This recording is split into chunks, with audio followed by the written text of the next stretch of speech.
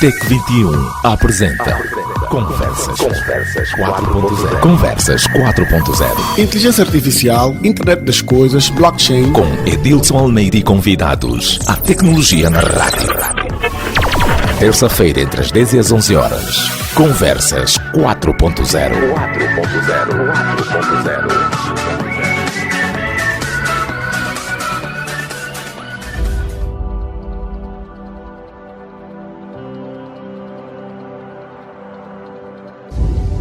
Bom dia, ouvintes, bem-vindos à nossa segunda edição de Conversas 4.0. Eu sou Edilson Almeida e tenho comigo os meus parceiros, Kies Canito, Alcino Camota, e da parte da NCR, nosso patrocinador oficial, nós temos António Pinto. Muito bom dia, caros. Bom dia a todos. Muito bom dia, bom dia, ouvintes. Portanto, nós hoje vamos ter um assunto a abordar em relação à quarta revolução industrial, mais direcionada. A semana passada nós falamos de um contexto mais abrangente.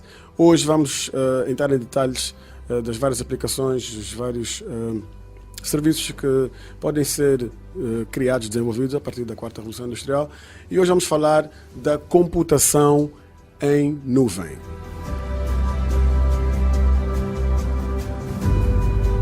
Para simplificar, a computação em nuvem é o fornecimento de serviços de computação, ou seja, servidores, armazenamento, bancos de dados, redes, software, análise e muito mais, tudo feito pela internet. As empresas que oferecem esses serviços de computação são denominadas provedoras. Provedoras de nuvem costumam cobrar pelos serviços de computação em nuvem com base no uso, da mesma forma que você seria cobrado pela conta de água e luz em casa. Eu queria ouvir um pouco da parte do António. António, o que é computação em nuvem? Basicamente é uma forma muito acessível para as empresas e para nós, consumidores finais, de acedermos a um conjunto de serviços que podem estar fisicamente alguns pelo mundo e que nós conseguimos também aceder de uma forma muito fácil e muito intuitiva. Por exemplo, nós temos aqui alguns exemplos que se calhar as pessoas conseguem rapidamente perceber. Quando hoje em dia temos os nossos telemóveis, nós acedemos, por exemplo, às fotografias, tanto no telemóvel, como num tablet, como no computador. As empresas, nós enquanto trabalhadores de uma empresa, podemos estar a trabalhar, por exemplo, aqui em Luanda, ou podemos estar numa reunião no Rio de Janeiro ou em Singapura e acedemos ao nosso webmail. Portanto, temos acesso à nossa caixa de correio eletrónico da empresa. Portanto, é a forma como, digamos assim, as pessoas acedem a um conjunto de serviços informáticos de uma forma muito fácil e que já está muito nas nossas vidas enquanto utilizadores finais. Sem o pessoal se aperceber. Se aperceber, é verdade. Portanto, as pessoas não notam que já acedem a serviços na nuvem. E depois às vezes nós utilizamos esta expressão de cloud computing, que é computação na nuvem, e o mais engraçado é que as pessoas esquecem-se que as coisas não andam no ar, não é? Efetivamente, a maior rede de nuvem é de cabos submarinos. Porquê? Porque é através dos cabos submarinos, no qual até a Angola dá cartas, felizmente, que se partilha esta informação. Portanto, é pelos cabos que esta nuvem, de certa forma, existe. Portanto, a computação em nuvem pode ser considerada uma metáfora da internet. A sua função consta em cortar custos operacionais e permitir que os setores de tecnologia de informação se concentrem em tomadas de decisões estratégicas em vez de se preocupar com data centers. Sim, na verdade, principalmente as startups e outras empresas que necessitam de recursos computacionais, anteriormente tinha uma dificuldade muito grande. Imagina uma startup de tecnologia, por exemplo, que vende serviços online, cursos online ou uma loja. Eles precisam de ter um armazenamento em função da demanda dos clientes. E o que é que acontece? É que ao projetar essa startup, as empresas ou a startup ela tinha que projetar já um servidor e toda uma estrutura de data centers superdimensionada, porque ele imaginava, eu começando agora, eu prevejo já que em função da minha estratégia de marketing, daqui a mais 2, 3 meses eu vou ter um pico, então ele cria uma estrutura tecnológica para dar suporte a um eventual crescimento. E o que é que isso faz? Isso representa um custo inicial muito grande que muitas vezes essa startup não tem capacidade no momento. Com a computação em nuvem, isto veio ajudar essas startups. Sim. Por quê? Porque ela, inicialmente, só com computação em nuvem, ela faz um contrato com o provedor e só usa o recurso, né? A infraestrutura que ela necessita no momento, e em função da escala ou do aumento, ela contrata ou ao pé do aumento da capacidade computacional, dos recursos computacionais para poder crescer. Okay. Foi assim que, se nós pensamos dessa forma, muitas empresas hoje que existem, Facebook, YouTube, mesmo muitos serviços que nós usamos em termos de plataformas de online, sim. Não seriam possíveis porque sem a computação em nuvem. Então eu acho que é um grande benefício, né? O surgimento da computação em nuvem, porque reduz muitos os custos. Deixa-me fazer aqui uma pergunta. Pronto, eu vou querer que o Alcino Camoto ajude-me a explicar aos ouvintes, porque eu também estou a aprender, vou estudando um bocadinho mais da matéria. Computação em nuvem. Ouvinte, vejamos, há uns 10, 15 anos atrás tinha um computador em casa, desktop, né, e tinha o processador. Quando quisesse baixar um jogo ou um software, não é, era necessário ter espaço suficiente de armazenamento, não é? Sim, no computador. E depois, quanto mais software estivesse no seu sistema, era necessário ter uma manutenção muito maior. 3 meses fazer um upgrade à memória.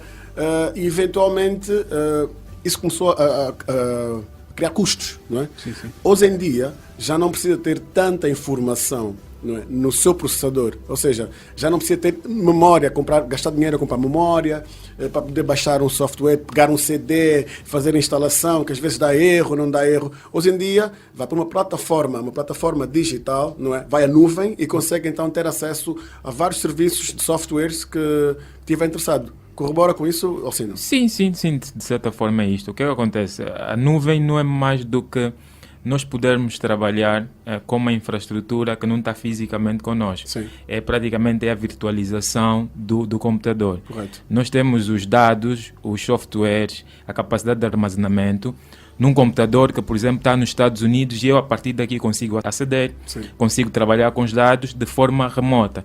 Então, a nuvem tem esse grande benefício. E eu acredito que toda a gente que já perdeu um disco duro sabe das vantagens de ter a informação na nuvem. Sim. Porque a nuvem surge mesmo com este fator de backup da informação. Se tu tiveres a tua informação na nuvem, não é? Acontece alguma coisa com o teu computador, tu com um outro computador, com a palavra passe, vais acessar na mesma informação na nuvem, mas se esta informação tivesse só no teu único computador, esta informação tu já tinhas perdido. Exato. Então este é um grande benefício da nuvem. Sim, António? E depois, para as empresas, há um bocadinho quase como esta virtualização dos softwares, ou seja, nós basicamente hoje em dia podemos quase que ter, as pessoas pensam um bocadinho nesta imagem, como com um computador oco, ou seja, basicamente não tem nada por dentro, de certa forma, não é? Claro que tem sempre alguma coisa, não é? Mas, e depois todos os programas estão alojados na nuvem, ou seja, nós acedemos aos programas que utilizamos na empresa, é muito mais seguro para a empresa porque há muito menos probabilidade de haver perda de informação. Os acessos podem ser controlados, portanto há muito menos probabilidade de haver fugas de informação, fugas de dados, partilha de informação que é secreta, que é sigilosa. Depois é muito mais escalável, como disse aqui o QS, ou seja, se eu hoje tenho um contact center, por exemplo, que tem 50 operadores, mas que porque ganhei um contrato daqui a um mês eu preciso de duplicar, portanto passar para 100 operadores, eu consigo rapidamente escalar a minha estrutura. E portanto permite-se aqui, ao mesmo contrário, também pode haver um downsizing, portanto pode haver uma redução. Por exemplo, nós temos uma empresa, imaginemos uma entidade bancária que tem 500 operadores de dados, isto é um exemplo, e que de repente, porque tornou-se muito mais produtiva, acha que se calhar só 300 são suficientes. Também é muito mais fácil fazer esta redução de recursos a preços muito mais acessíveis, não é? E outra questão também, só para dar mais uma chega, é quando falamos das empresas, a questão do custo. Porque o custo não está só em ter um data center próprio. Porque uma empresa que tem o data center, ela tem, por exemplo, custos com eletricidade, custos com o próprio... A manutenção também. A manutenção, né? Com o próprio especialista de TI, que Segurança.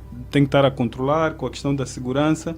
E então há uma redução muito grande desse custo. Inicialmente, tem que se fazer um investimento, né? Porque não é para as empresas, né? Não é montar ou migrar o seu serviço para a nuvem, não é um processo muito barato, mas que a longo prazo tem um retorno. Outra questão também que é importante chamar a atenção é, hoje nós vivemos no mundo da mobilidade e a computação em nuvem basicamente é o habilitador da mobilidade. Por quê? Porque aquilo que o Ossino disse, nós, se tivermos a nossa informação na nuvem, um exemplo prático no nosso dia a dia, para os nossos ouvintes perceberem, nós podemos, através dos serviços, né, de computação em nuvem que nós usamos, Google Drive, OneDrive, iCloud, então são serviços que esses provedores nos fornecem, que nos permitem ter a nossa informação toda e nós acessarmos essa informação em qualquer parte do mundo. Pode ser por um telemóvel, pode ser por Sim, um laptop, pode ser por um iPad. Tu só precisas de uma boa internet. Sim. Sim, e então, com essa possibilidade, nós, se o nosso computador perde-se, se o HD perde-se, não há desespero. E há um ponto também importante, que eu acho que isso também vem ajudar muito, que é a questão dos contactos telefónicos.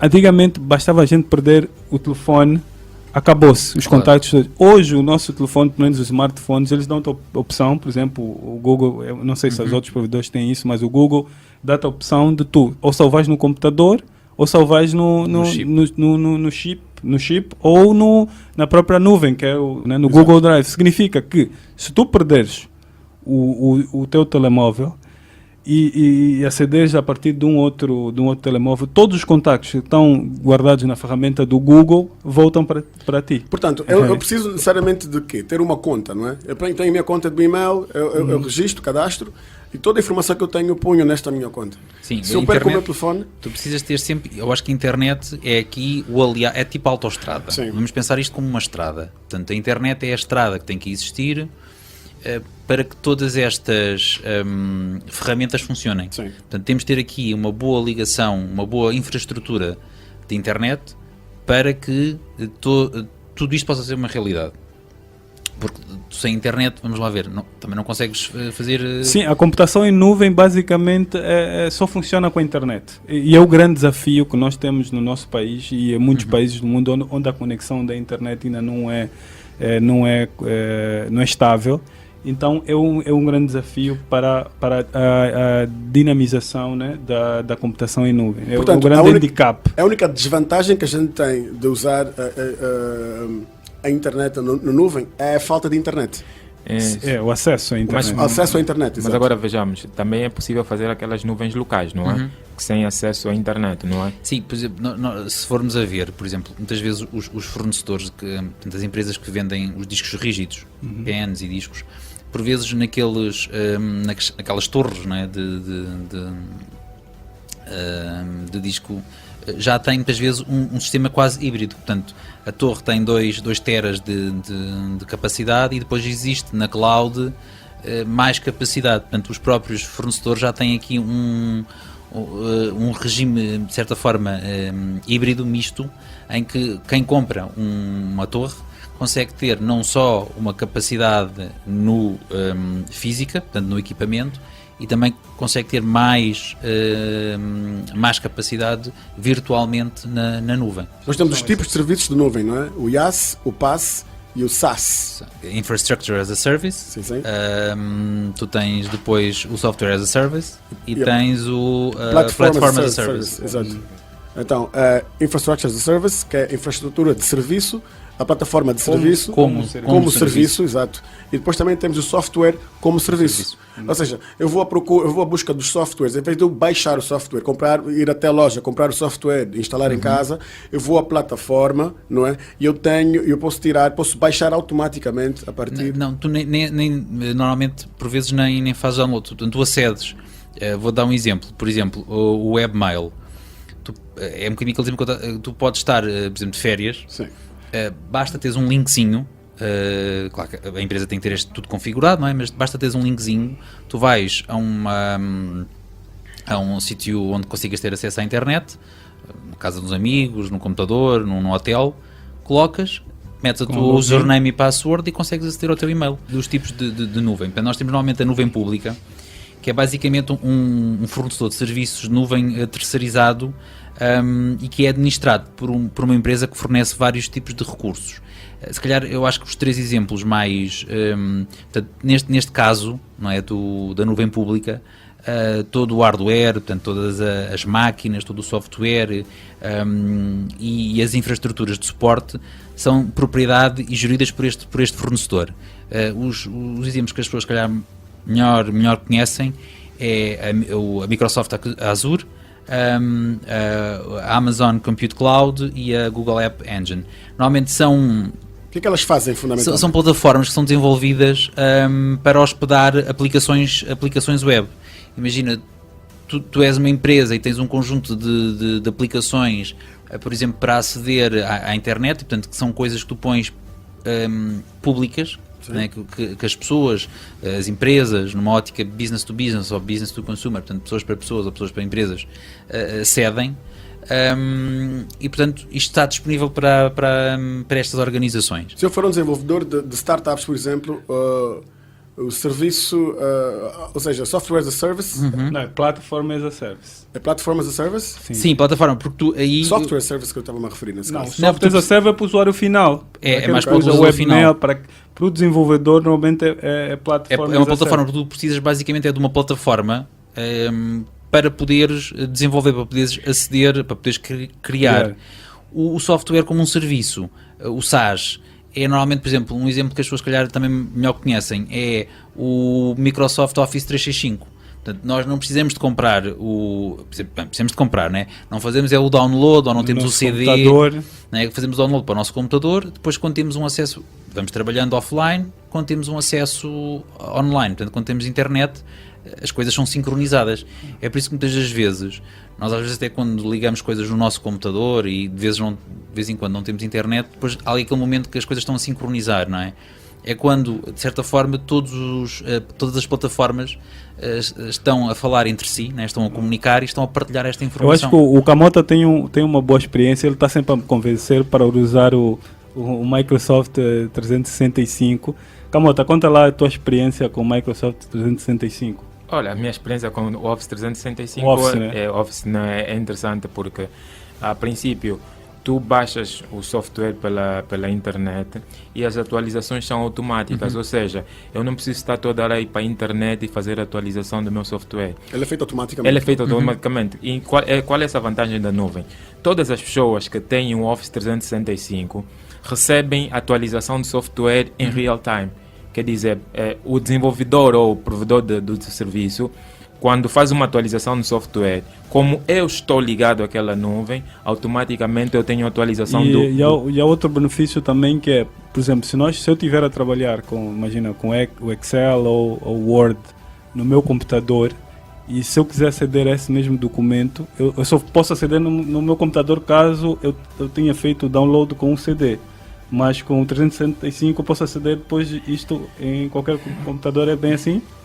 Também, mas desde que tu tenhas os serviços de nuvem, não é? Porque normalmente a Microsoft dá-te vamos dizer, dá-te uma capacidade limitada na nuvem e tu podes utilizar. Quando tu excedes essa capacidade, tens de pagar. Então, mas com tu tendo o Office 365, tu tens aumentado esta capacidade de armazenamento.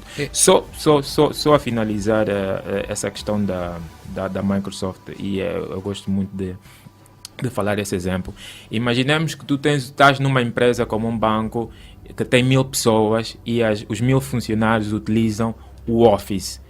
Quando precisa-se fazer um upgrade do Office na empresa, se não tivesse a nuvem, tinha que se distribuir ou tinha que se fazer o upgrade dos computadores manualmente.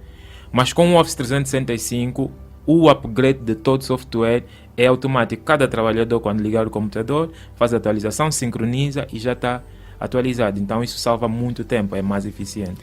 Normalmente, por exemplo, a Microsoft tem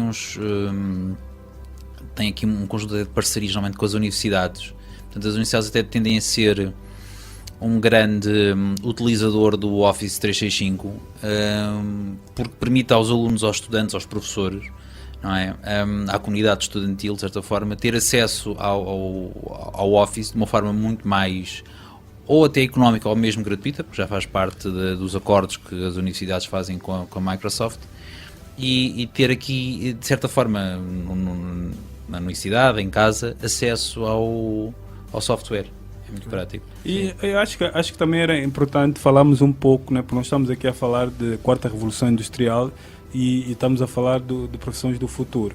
E eu acho que aqueles profissionais de TI que abraçarem, né, a computação em nuvem como profissão, eu acho que vão ter muita saída no mercado, porque cada vez mais as soluções tendem a ser migradas para a nuvem, ou serem criadas já de raiz através da nuvem.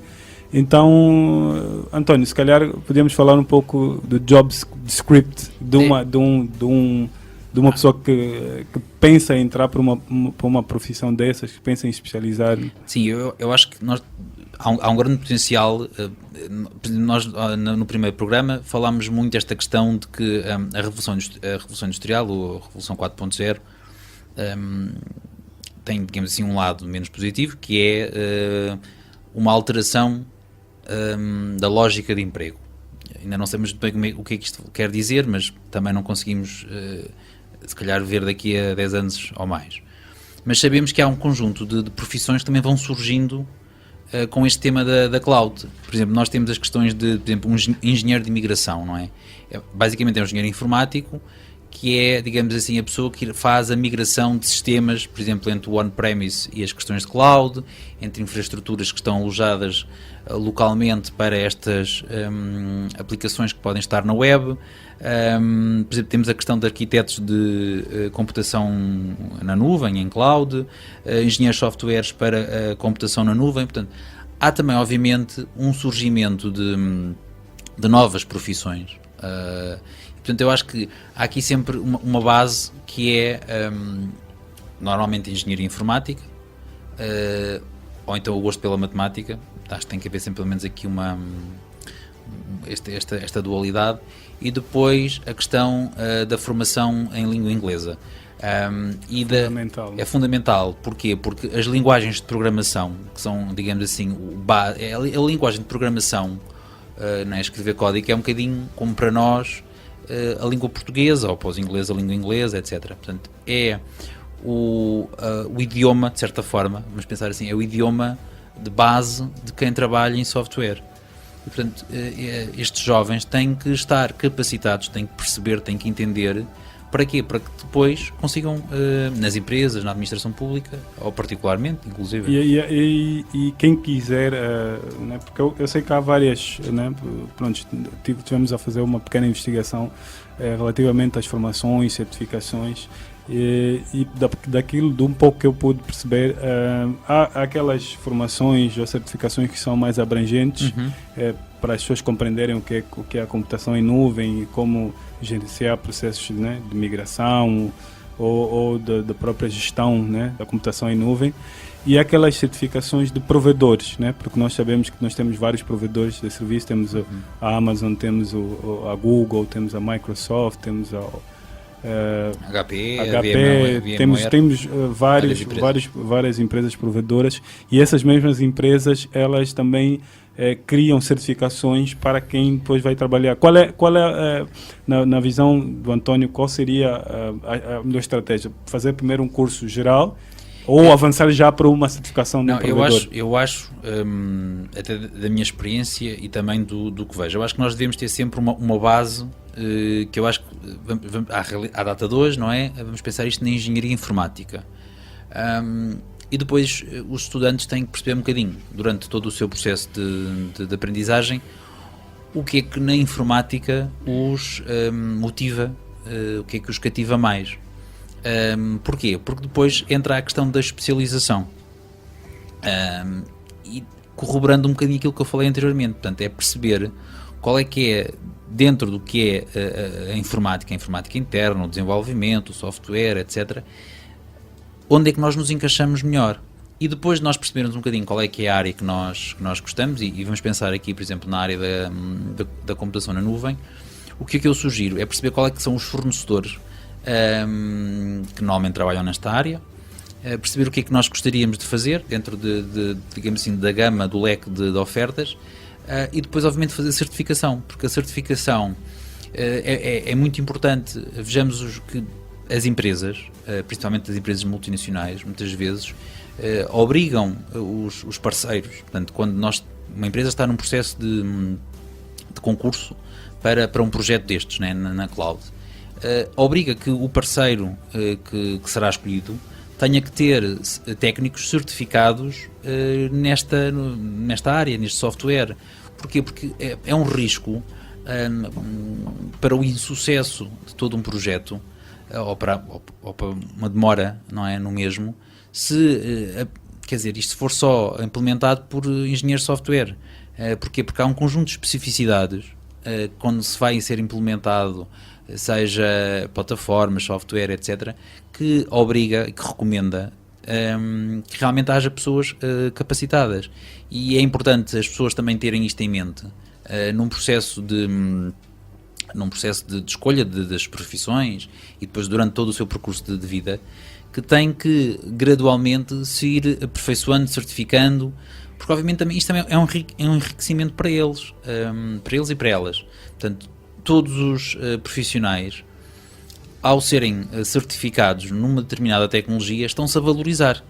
Eu percebo que por vezes assusta aquela coisa de ter de pagar alguns milhares de dólares ou de euros pelos cursos de certificação. Mas para as empresas... Uma mais-valia sempre. Para as empresas e para eles é uma mais-valia, porque a própria pessoa torna-se mais valorizada. Ou seja, se eu saio desta empresa e vou para outra, eu próprio valo mais qualquer coisa. Tenho aqui um valor que está intrínseco um bocadinho à minha experiência, ao meu background e também à minha certificação e especialização numa determinada área. Portanto, nós estamos aqui a conversar para os nossos ouvintes, não é? E muitos deles podem continuar com aquela incerteza, mas o que é um data center? Então eu vou pedir ao António que nos ajude a esmiuçar da forma mais simples para que os ouvintes percebam. Um data center é normalmente uma sala, ou então pode ser também tipo um armazém, não é? Normalmente é um sítio muito, muito protegido, portanto, para se aceder há várias camadas de segurança, portanto, vários procedimentos. E normalmente são salas refrigeradas. Porquê? Porque têm os equipamentos que são como se fosse, vamos por isto de uma forma que as pessoas consigam perceber. Imaginemos geleiras, não é? Mas com discos de informação, não é? Portanto, estão sempre a trabalhar, aquilo está a 24 horas sobre 24 horas e, portanto, têm que ser refrigerados, porque senão torna-se muito, muito quente. Depois tem um conjunto de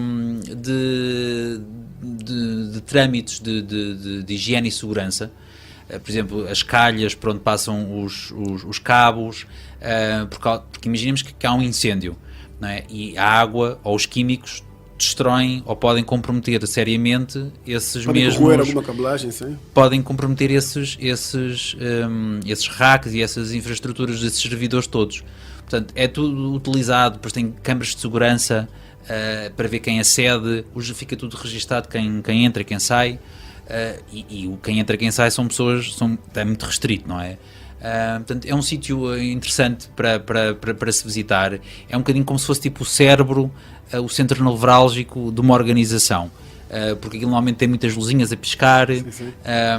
É um sítio engraçado, é muito solidário. É muito caro manter uma estrutura como essa. Imaginemos, isto é um sítio, pode ser maior ou menor, não é? Dependendo um bocadinho do que é que nós estamos a falar, mas que está 24 horas a funcionar. Portanto, aquilo, para além de funcionários de segurança, tem que ter depois um conjunto de técnicos que está lá 24 horas. Tem um bocadinho como o banco de urgências de um hospital. Sim. Tem que estar sempre um funcionário, porque pode haver uma situação crítica que tem que se trabalhar. Não trabalham por turnos, nesse Trabalham caso. por turnos, sim. O ar-condicionado também é 24 sobre 24 sim, ligado. Tem 24. Por exemplo, há empresas que têm painéis solares, têm geradores, têm inclusive a duplicação. Custo, né? Inclusive a duplicação de geradores. Porquê? Porque se um gerador cai, tem que haver outro gerador que possa manter os sistemas a funcionar. Portanto, isto não dá para ir abaixo e depois retomar, não é? Porque, entretanto... E qual seria o impacto de acontecer isso, de um data center ir abaixo, por exemplo, para uma empresa? É de comprometer toda a sua operação e todo o seu rendimento, né, naquela fração de minutos. Sim. Nós temos muitas vezes aquele hábito, o sistema está em baixo. Bem, por várias razões. Mas aqui o sistema não pode estar em baixo. Porque isso é dinheiro. Não, até a expressão é não há sistema. Não há sistema. Não há sistema.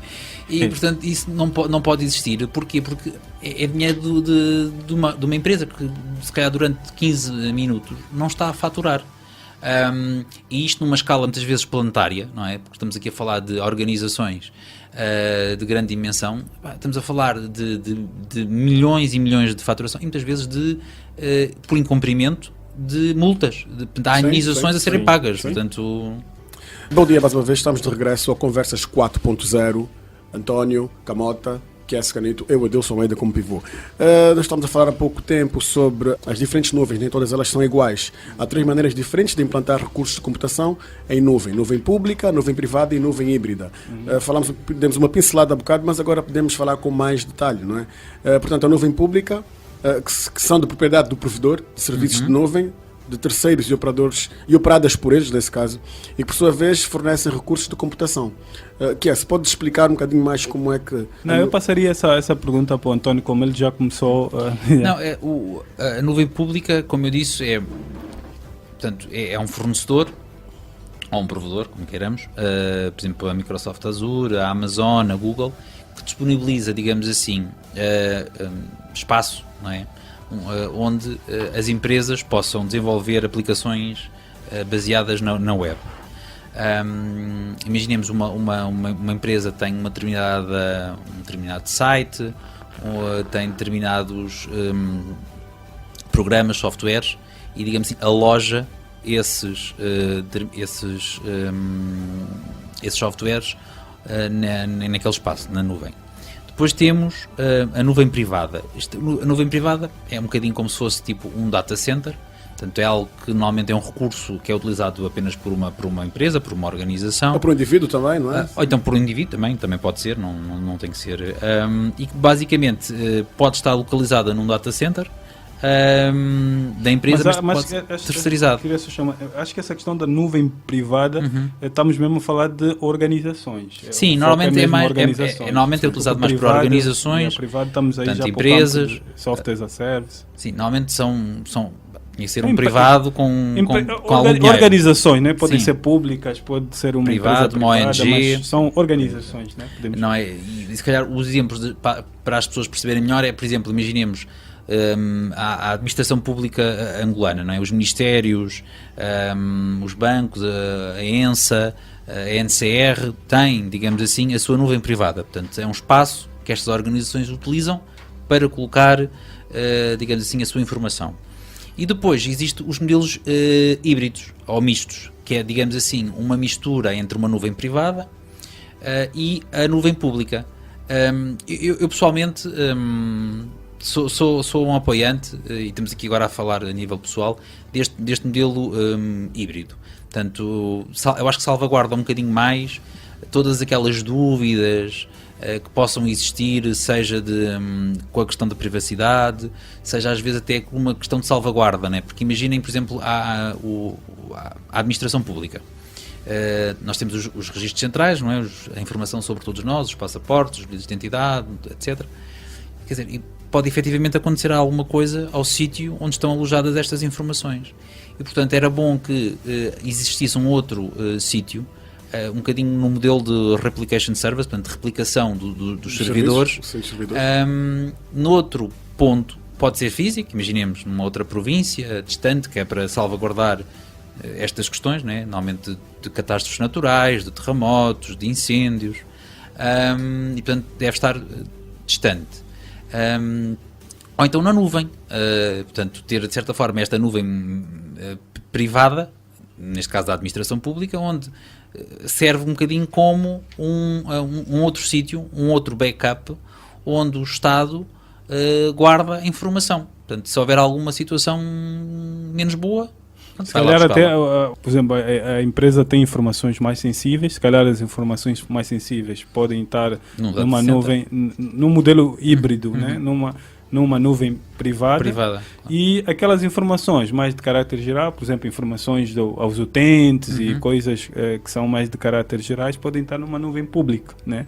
Para salvaguardar também, porque sabemos que ainda não temos... Sim, ainda... vamos lá ver. Há sempre algumas dúvidas relativamente à questão da privacidade, dos acessos, da segurança.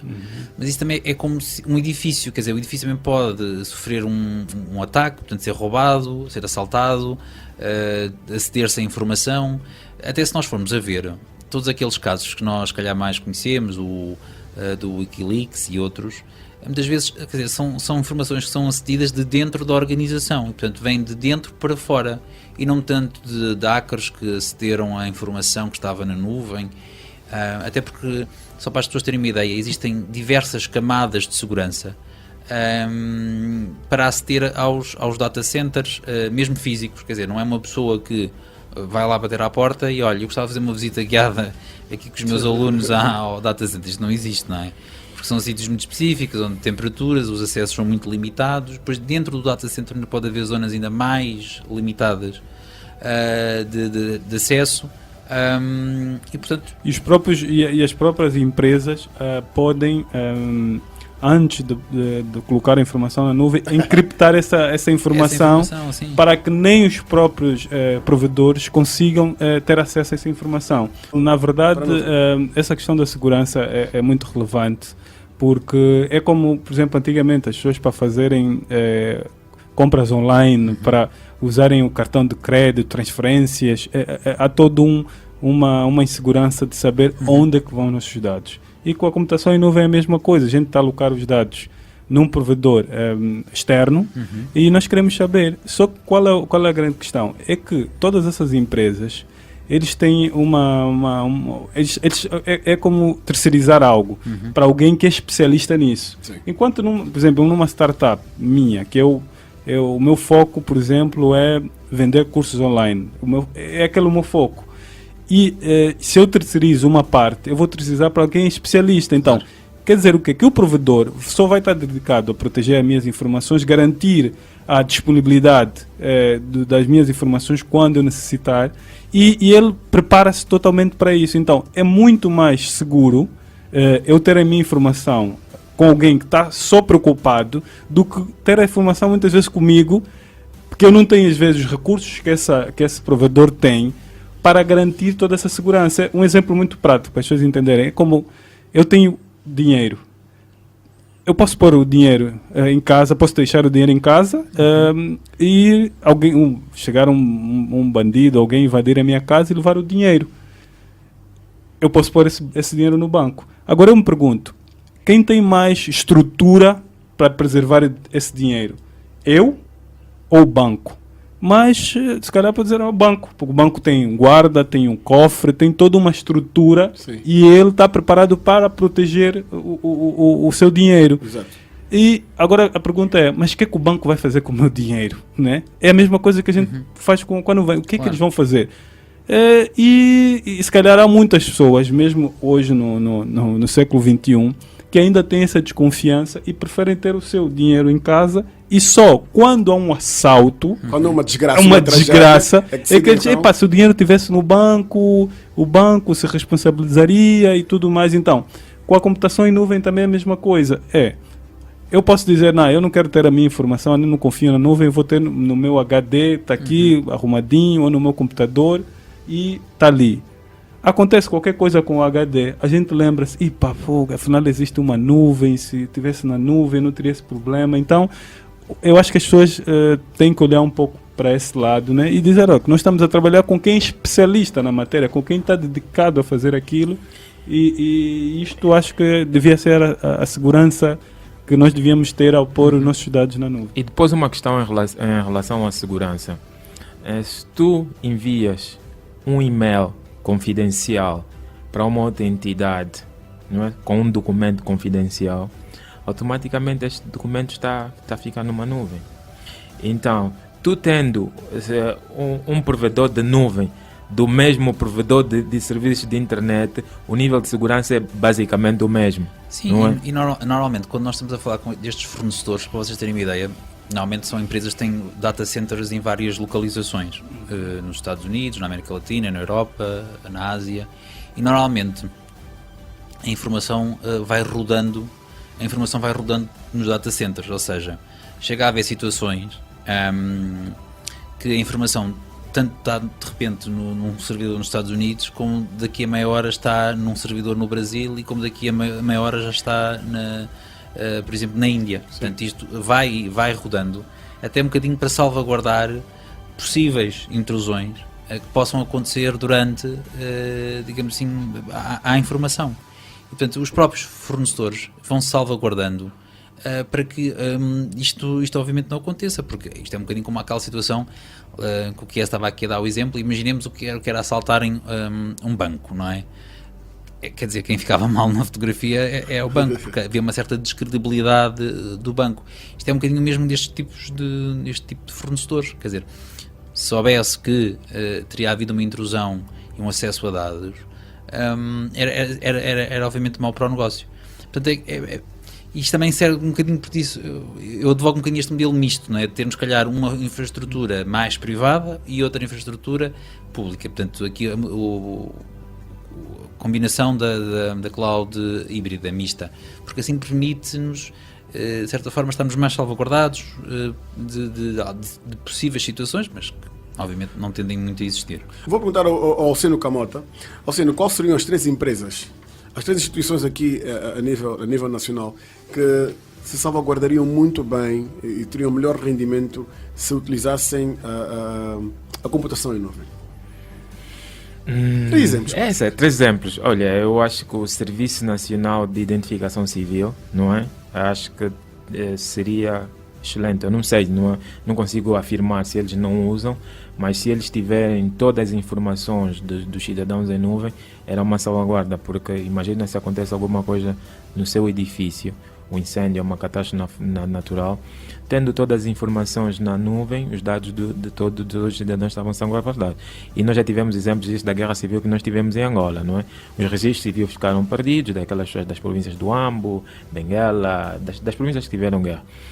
Mas se tivessem na nuvem, se naquela época já tivesse, o contexto era diferente. O contexto era diferente, né? Se naquela época já houvesse tecnologia de nuvem, esses dados já teriam sido salvaguardados. Então, praticamente hoje, vamos dizer que o Ministério das Finanças, com a tributação com a tributação, não é, dos cidadãos, a base de dados, vamos dizer, tudo que é base de dados, é bom ter uma nuvem. Aviação e trânsito também, talvez. Sim, porque imaginem. Nós às vezes, por exemplo, o exemplo que o Alcino estava a dar da identificação. Imaginem o que é uma pessoa que é do, sei lá, que é do CUNEN e que está aqui já em Angola ou veio estudar aqui para a capital e que tem que renovar o seu bilhete de identidade. Por vezes tem que se deslocar digamos assim, à sua terra, ao seu local de origem, para renovar um documento. Isto é, se já tivesse havido uma digitalização desta informação e fosse acessível em qualquer lado, quer dizer, a pessoa aqui em Luanda rapidamente tirava o BI. Se eu fosse de férias para a província e se tivesse o azar de perder o documento, também podia tirá-lo na província, portanto podia ser o inverso. É um bom exemplo. Portanto, sim. A questão das licenças, por exemplo, da Direção Nacional de Aviação e Trânsito, a questão das multas, não é?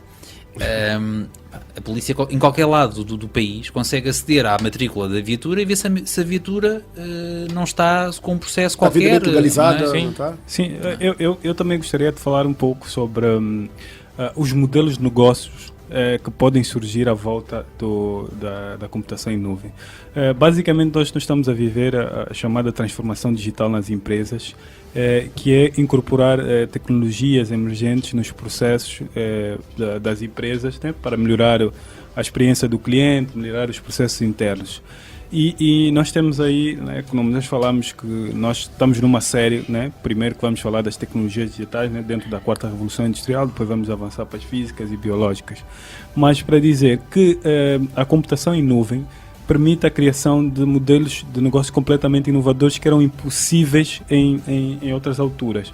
Por exemplo, hoje, se eu crio um serviço qualquer online, eu já não obrigo o meu cliente a pagar, por exemplo, uma licença, a pagar, imagina, se eu crio um software, por exemplo, software qualquer sobre um software de contabilidade, vamos supor, se eu tiver esse meu software na nuvem, eu não tenho um custo tão grande de infraestrutura e eu posso repassar essa diminuição do custo para o meu cliente.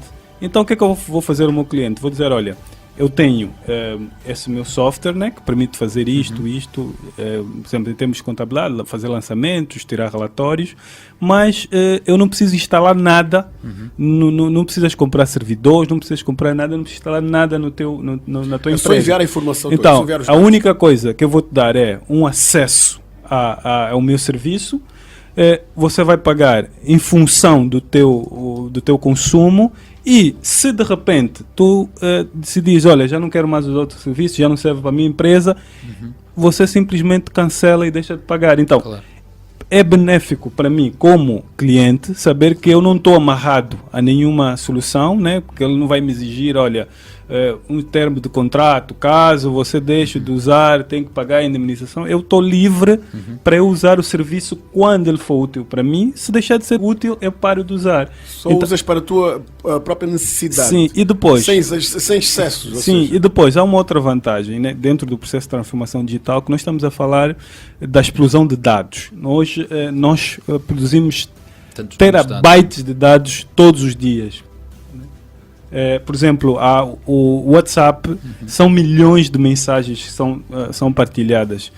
Sem o serviço de computação em nuvem é impossível ter um modelo. E depois, o que é que nós vamos fazer com essa informação? Né? Nós temos o Big Data, nós temos a inteligência artificial para quê? Para processarem toda essa informação e nós tirarmos insights que são úteis para os nossos negócios. Então, eu posso dizer que a computação em nuvem é uma habilitadora para a transformação digital. Quer dizer que iniciar um processo de transformação digital passa essencialmente por nuvem, né? Claro. Porque é só a nuvem que vai nos permitir ter um armazenamento imenso de informação e depois pegar nessa informação, fazer todo o trabalho de produção, identificar tendências, análise preditiva e tudo o resto que as outras soluções ligadas à transformação digital nos permitem. Porque hoje cada vez mais nós vivemos numa certa terceirização de tudo que está à nossa volta. Portanto, nós assistimos a tudo como um serviço. Sim. Seja no nosso telemóvel, seja no nosso computador em casa, no computador do trabalho. E normalmente as empresas, os consumidores finais, pagam pelo acesso, pagam por aceder a determinada plataforma, a determinada aplicação e utilizá-la, seja o Google, seja o iCloud, sejam outras dedicadas a serviços de empresas, e já não há tanto esta posse efetiva que existia há uns anos, porque também era um modelo vigente, era o único modelo existente, portanto não é? E portanto hoje começa a haver esta abertura das organizações e das pessoas, e que já é tão normal na nossa vida. Quer dizer, qual foi a última vez que a gente se lembra de ter comprado se calhar um CD ou instalado um CD no nosso computador, não é? Eles até já nem trazem muitas vezes leitores de CDs. Sim, por exemplo, acho que o MacBook, acho que já não... Sim, as últimas versões já não trazem, não trazem CDs, leitores de CDs, porque quer dizer, já está obsoleto. É uma tecnologia que se tornou obsoleta. E o nosso desafio é para o nosso governo, olha, que traga um satélite, que a fibra óptica seja uma realidade, né, com Angola Cables e o provedor também do satélite, com o Angosat, porque com a implementação disso diminuímos os custos e habilitamos a transformação digital e tudo mais. E só para terminar, é uma grande vantagem... Só para terminar? Só para terminar, não é? Essa é uma grande vantagem da nuvem, não é? Sim. É a colaboração.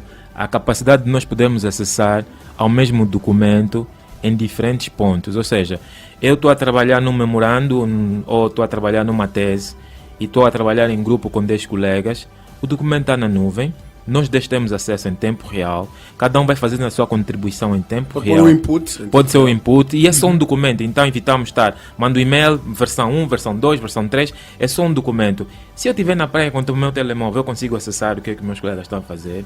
Se eu estiver a viajar, não preciso levar o meu computador, chego lá, encontro um computador, abro o e-mail, acesso à informação. Portanto, e essa informação é partilhada só com as pessoas que estão incluídas neste sim, grupo. sim, não é? porque Sim.